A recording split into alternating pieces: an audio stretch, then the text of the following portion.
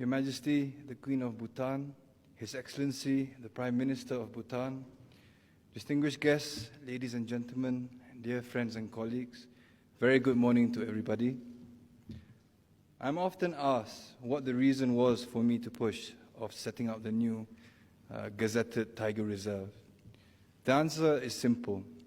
It was not up as a matter of choice, but rather it was a matter of urgency and taking bold leadership. From the last countrywide national tiger survey concluded in early 2022, there are now less than 150 individual Malayan tigers left in the wild. This survey, which took over 5 years to complete and involved millions of hectares of dense jungle cover, revealed the grim truth about the state of the Malayan tiger. Something had to be done, and it had to be done immediately. An apex species that once numbered more than 3,000 in the 1950s is now sadly in rapid decline to the brink of extinction. The Malayan tiger, as a subspecies, is endemic to the Malay Peninsula and can be found from the southern state of Malaysia up to the northern forest complex of Belum Temenggor and the adjoining southern tip of Bang Lahala Bala forest complex of South Thailand and nowhere else. If nothing is done immediately, it will suffer the same fate of the Caspian, Javan and Bali tiger, extinct and gone forever. Distinguished guests, ladies and gentlemen, the gazettement of the new Tiger Reserve as a protected area under the Pahang State Parks enactment is critical, as maintaining a significant and safe habitat for the tiger is necessary for the species to repopulate in the wild. With the big push for national development and economic growth after independence in 1957, vast areas of jungles were inevitably cleared, leading to habitat loss not only for the tiger but all other species, including its prey species for the tiger's food.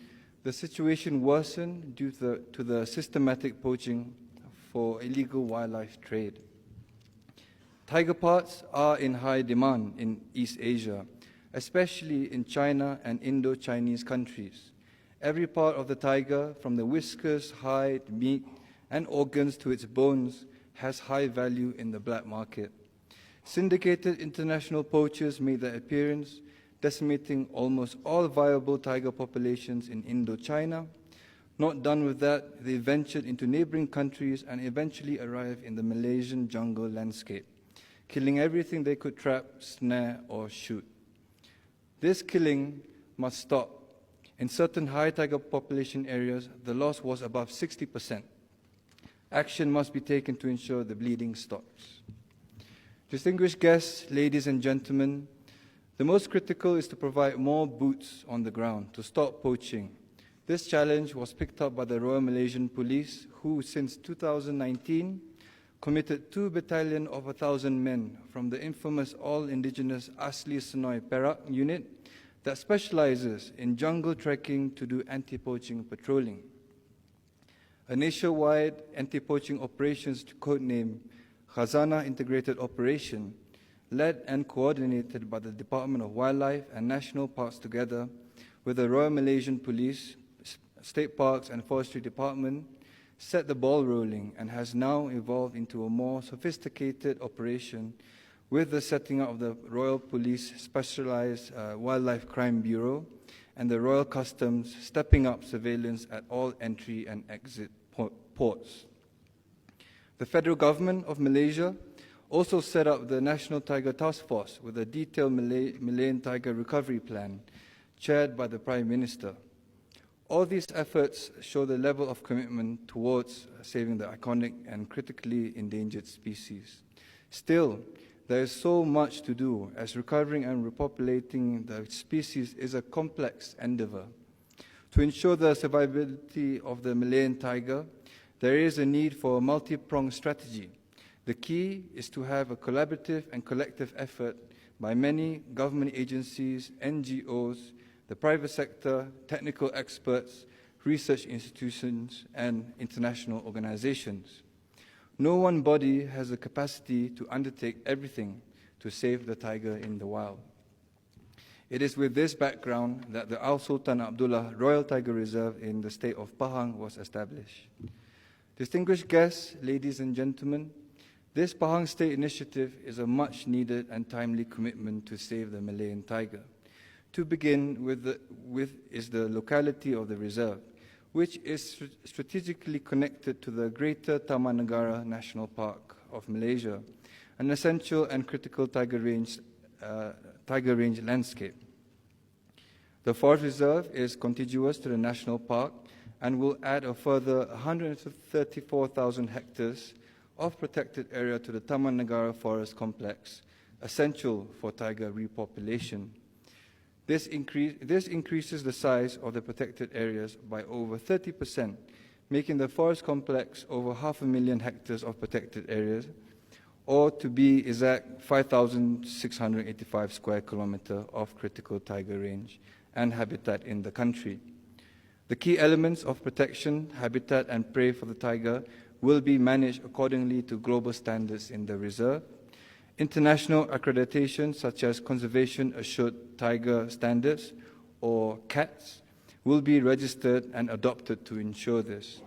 Habitat management and prey enrichment programs will be central to population recovery in the reserve. Other key areas that will be developed in the reserve include a research center and a field research facilities with the aim of collaborative partnerships with international technical and conservation partners.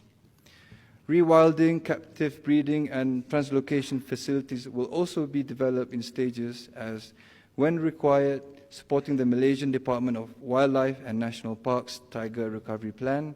This will include subject matter experts and organizations involved in tiger recovery and conservation efforts.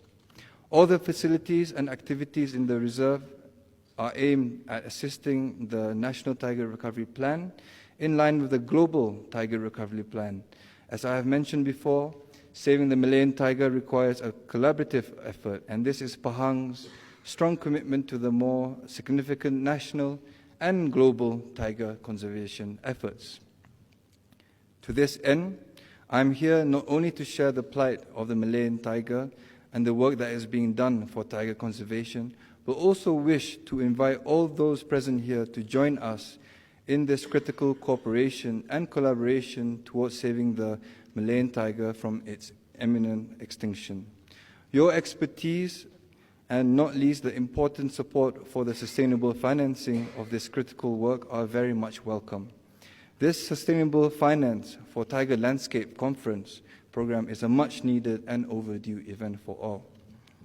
Your Excellencies, distinguished guests, ladies and gentlemen, I sincerely thank the organizers who, with great effort, have worked hard to ensure the support for the tiger conservation is brought forward to the intention of the financial, corporate, and philanthropy audience, for the work is not only exhaustive but also expensive. Without sustainable financing for tiger protection and recovery work, there will be no future not only for the Malayan tiger but also for the fate of all the tigers in the world today. I humbly ask the participants of this esteemed conference to take heed of the many presentations that will be given during this conference and step forward in committing the resolution at this end of this conference, not only for the survivability of the global tiger population, but equally crucial for the enrichment and betterment of our future generations. Before I end, I once again welcome and invite everyone here who is interested and has the expertise to collaborate in our new and exciting work in the Al Sultan Abdullah Royal Tiger Reserve. One area that may be of interest could be research partnerships. I know that many studies and research have been undertaken over the decades, so let's use them together. Still, a systematic and specific area of data collection, collation, and analytics utilizing the latest technological tools such as big data, artificial intelligence, advanced storage, and supercomputing needs to be employed to optimize all this research data that has been amassed over the years, but not collated and cross-analyzed to deeply understand the tiger's total life cycle and ecological needs, together with the tiger's relationship and dependence to other species, both flora and fauna. Now it is the time to do this, as technological tools have advanced to a level never before possible. Exciting and critical studies such as the co-benefit of tiger conservation to climate change and many more related studies would benefit the reserve and other tiger conservation efforts. I am sure that many more ideas on this area have been discussed and contemplated, but I sincerely ask for us to come together and make more things happen at a national level and also at an international level too.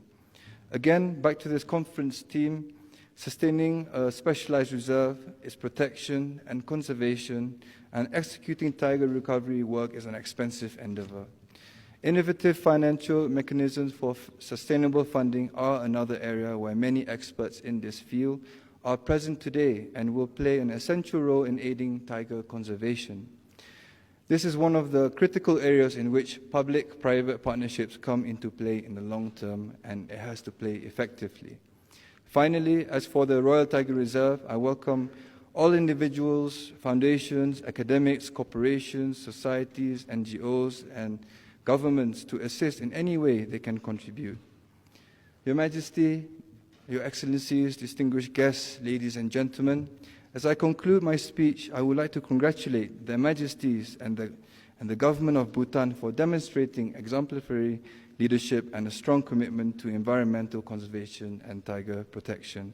And I hope this conference's impact on the sustainable finance for tiger landscapes will have a positive benefits for all tiger nations. It is ultimately important for us to cooperate and unite together to bring back the golden days of the tigers. And from there, thank you very much, everybody.